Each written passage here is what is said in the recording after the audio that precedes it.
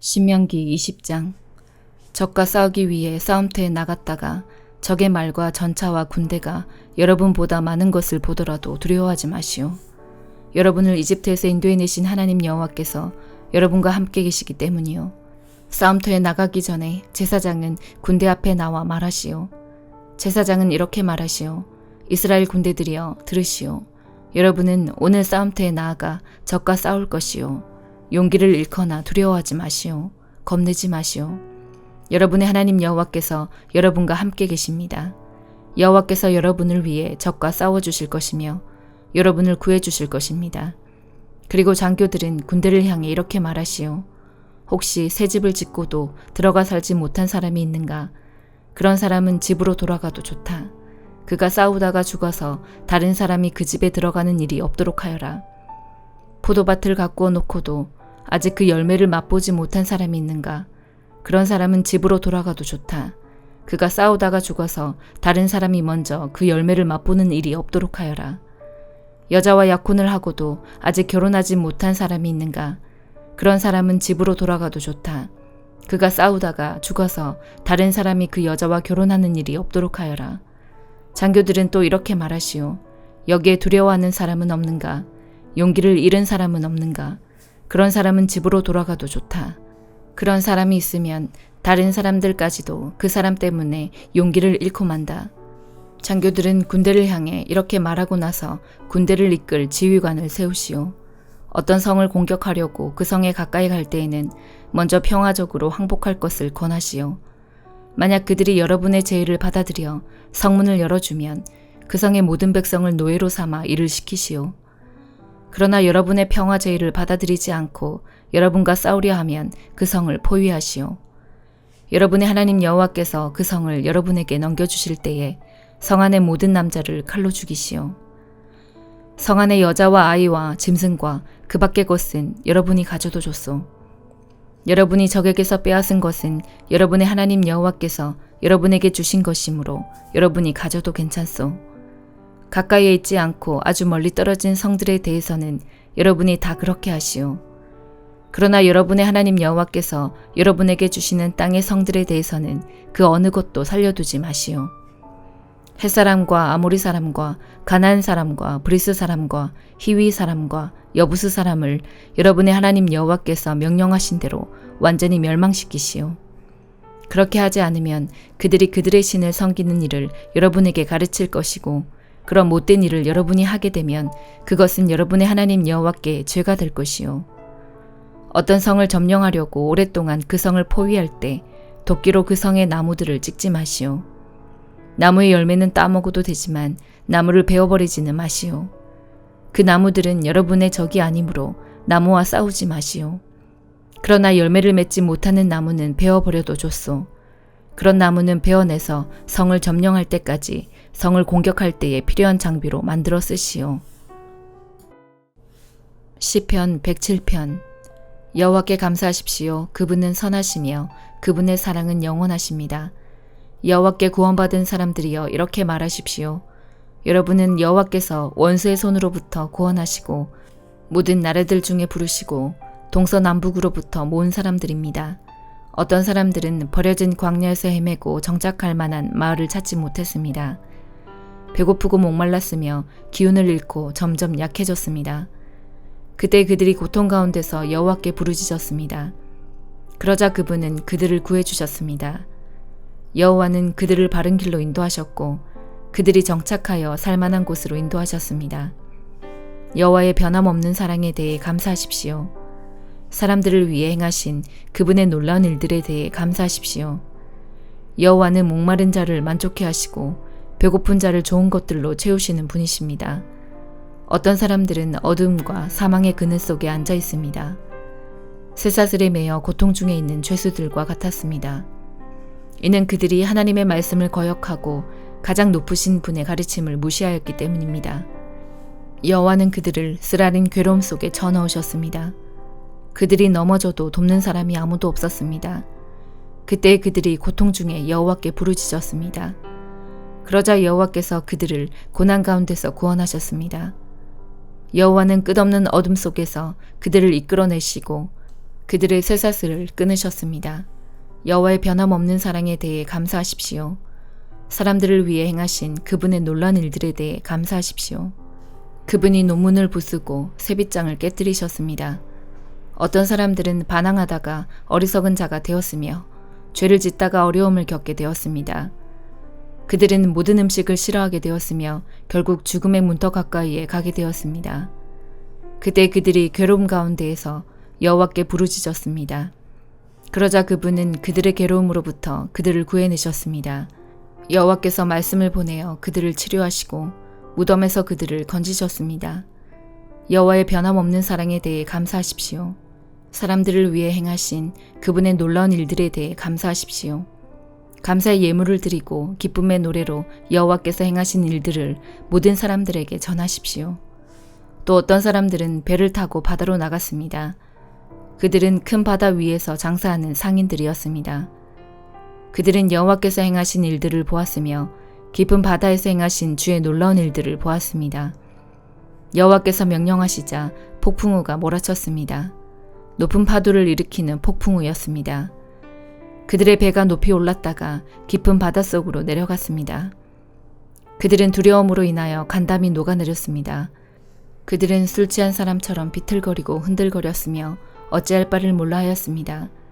그때 그들이 고통 중에 여호와께 부르짖었습니다. 이때도 주께서 그들을 구해내셨습니다. 여호와께서 폭풍우에게 속삭이시고 풍랑을 잠재우셨습니다. 바다의 파도가 잠잠해진 것입니다.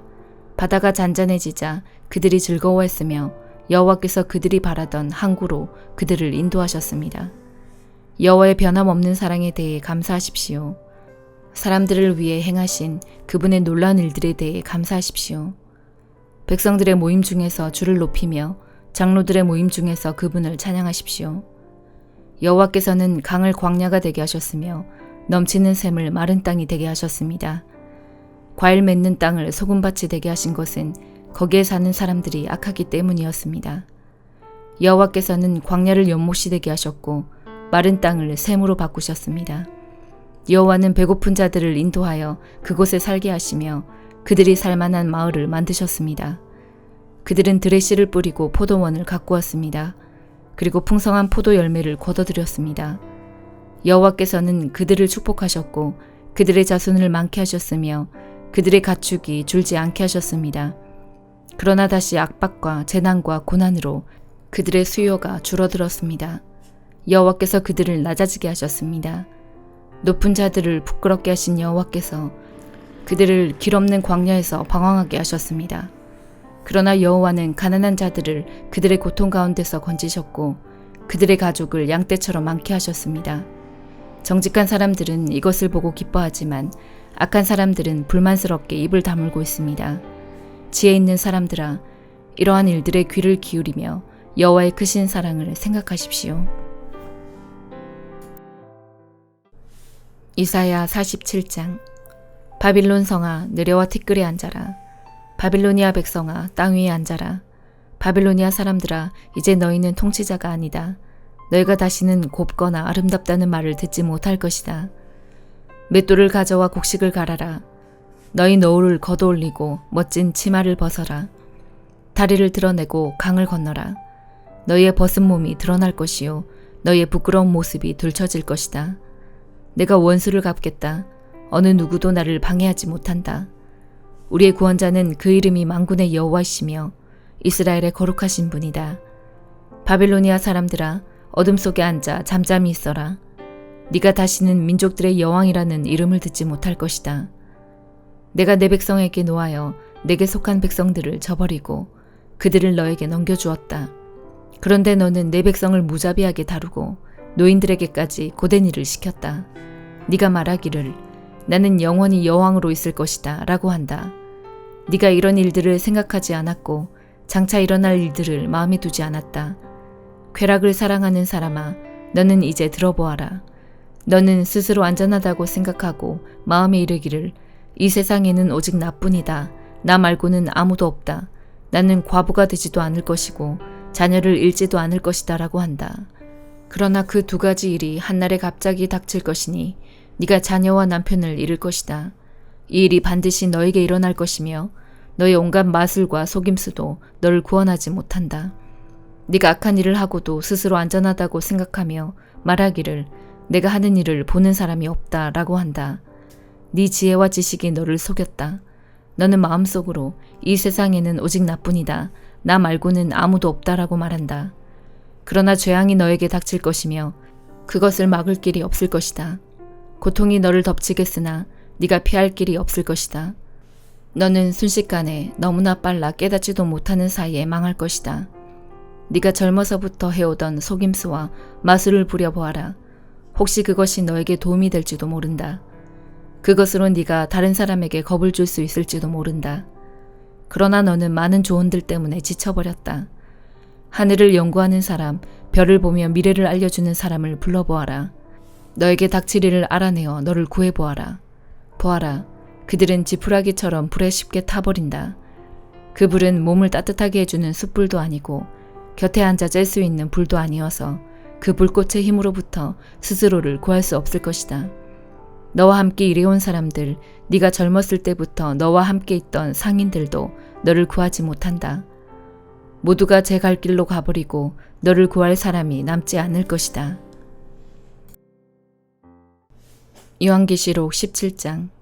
대접을 들고 있던 7 천사 중 하나가 내게 와서 이렇게 말하였습니다. 나를 따라오너라.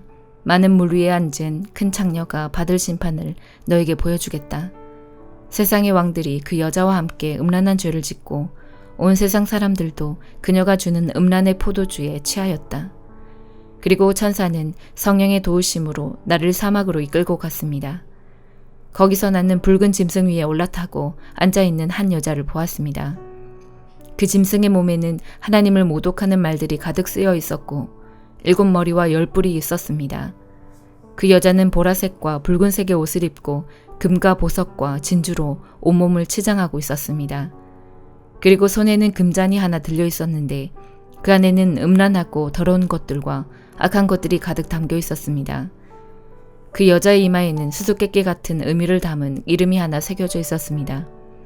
그것은 큰 바빌론, 장녀와 이 땅의 악한 것들의 어머니라고 씌어진 것이었습니다.